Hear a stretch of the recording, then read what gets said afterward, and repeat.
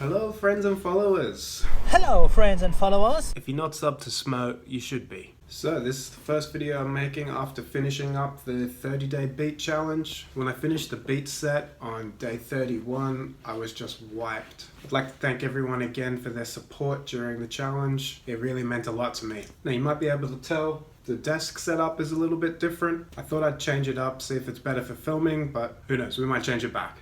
Alright, so today, it's come up a few times, people asking me how I make these videos, my camera setup, how I record all the audio. So instead of doing just strictly a beat making video, I'm going to show you how I make my beat making videos. So I've got two cameras that I film everything on. First is this Nikon D3300. It's just a fairly cheap APS-C DSLR.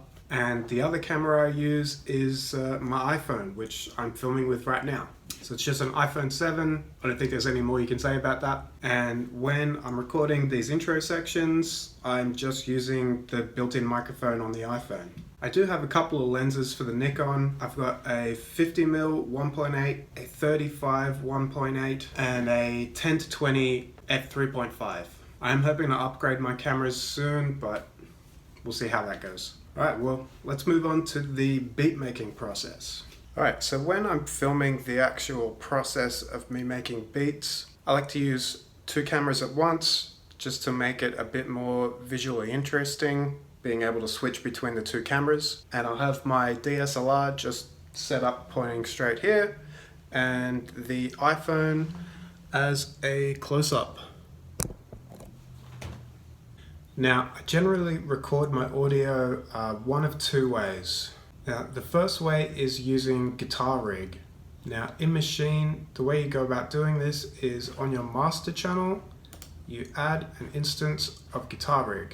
Okay, and with iRig open, you see these little tape recorders. Because I'm not actually using any effects inside iRig, it doesn't matter if we go pre or post effects, so let's just go pre. And then you see this little tape deck. Once you're here, you just hit record, hit play, and it started recording.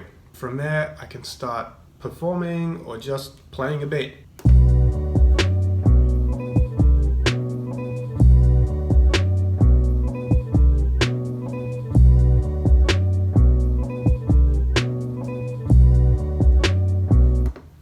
Now, when I've finished filming, I just hit stop and remember to save. Okay, now the second way I go about recording audio in the beat making section of the video, it uses a headphone splitter, a headphone to 1/4" jack cable, and finally this iRig HD2.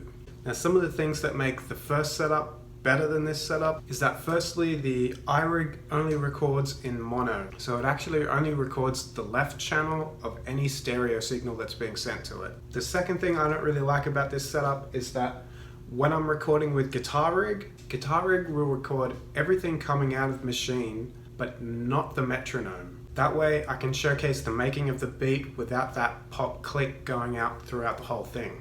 On the other hand, the good thing about recording with the iRig is that the audio and the video from the iPhone are already synced, so it's less work that I have to do in post. When I did the 30 beats in one day challenge, I filmed everything exclusively on the iPhone, and I used this iRig setup, meaning I didn't have to sync anything in post. It made the editing of the video so much faster. Alright, well let me quickly show you how this is actually set up. Alright, so the first thing we need to do is unplug our headphones, and we replace it with the headphone splitter. Now I still need to hear, so we plug our headphones into one side of the splitter, and into the other side of the splitter we plug our other cable. Now this cable runs into the input on the iRig. We try and hide our cables, and the other side gets plugged into the iPhone. Now with this setup, I can't use my iPhone as a mic for my voice anymore, so right now you're hearing me on the Nikon, but all the audio from Maschine is now being pumped into the iPhone.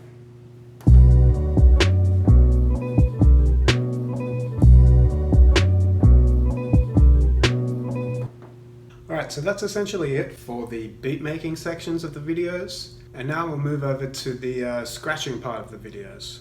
Alright, so immediately we can see one of the benefits of this new desk setup. So when I'm recording the scratching parts of the video, I'll use the same two camera setup, and to record my audio, I record everything into Ableton. Now, I do have a video on how I get everything from Maschine to Ableton, so I'll leave that all out for now.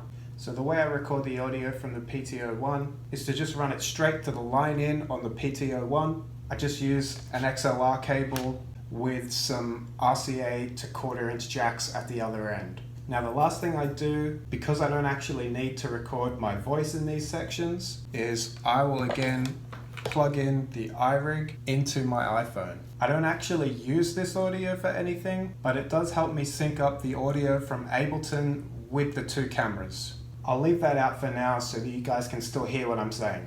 The last little trick I have is I use keyboard mapping inside Ableton so that when I do want to record, I just hit the number 0.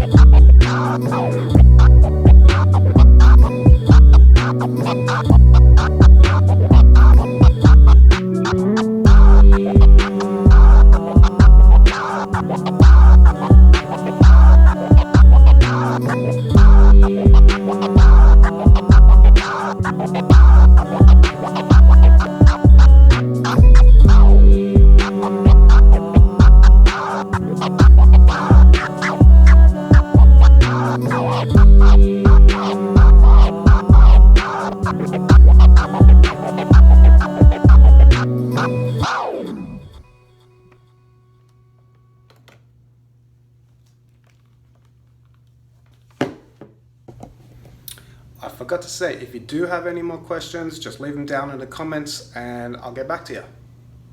Cheers!